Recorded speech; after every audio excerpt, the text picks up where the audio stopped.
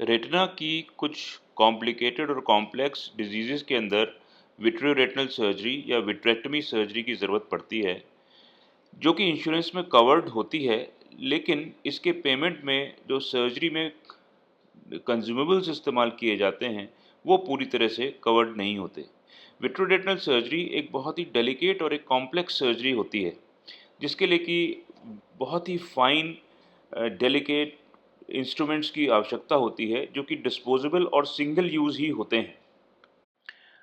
विट्रोरेटल surgery में use होने वाले ये इंस्ट्रूमेंट जो हैं, ये सिंगल यूज़ या डिस्पोजेबल इसलिए होते हैं, क्योंकि जिस जगह पर आँख के भीतर ये इस्तेमाल किए जाते हैं, वहाँ पे स्टेरिलिटी की बहुत महत्ता है।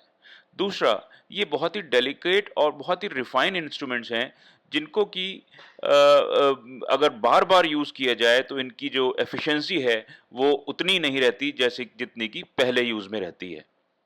अगर आप इनके बॉक्स पर भी देखें, तो मैन्युफैक्चरर द्वारा ये लिखा गया है क्लियरली कि ये मेडिकल डिवाइस केवल एक बार यूज़ करने के लिए है। ये बिल्कुल उसी तरह से समझिए, जैसे कि आप इंजेक्शन लगाने की जो साधारण निडल होती है, उस पे भी यही लिखा होता है कि ये दोबारा यूज़ नहीं होनी चाहिए और उसको हम दोबारा यूज़ नहीं करते, क्योंकि हम उसमें स्टेबिलिटी और इसकी एफिशिएंसी चाहते हैं।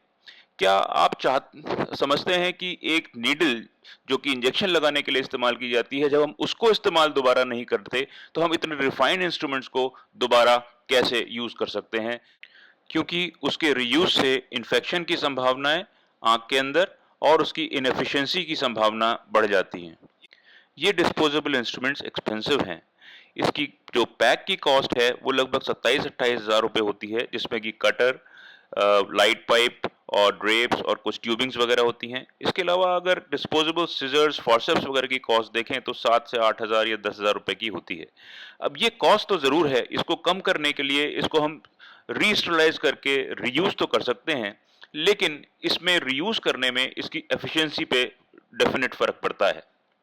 क्या आप चाहते हैं कि जिस इंजेक्शन की नीडल से आपको एक बार इंजेक्शन लगाया गया है या किसी दूसरे को लगाया गया है, उसी नीडल से आपको दोबारा इंजेक्शन लगाया जाए, चाहे उसको स्टेरिलाइज़ करके ही लगाया जाए?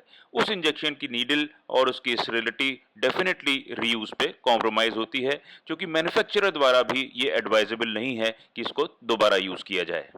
मैं समझता हूँ कि आप ये जानने के बाद बिल्कुल नहीं चाहेंगे कि उस सिरिंज से, उस नीडल से आपको दोबारा इंजेक्शन लगाया जाए।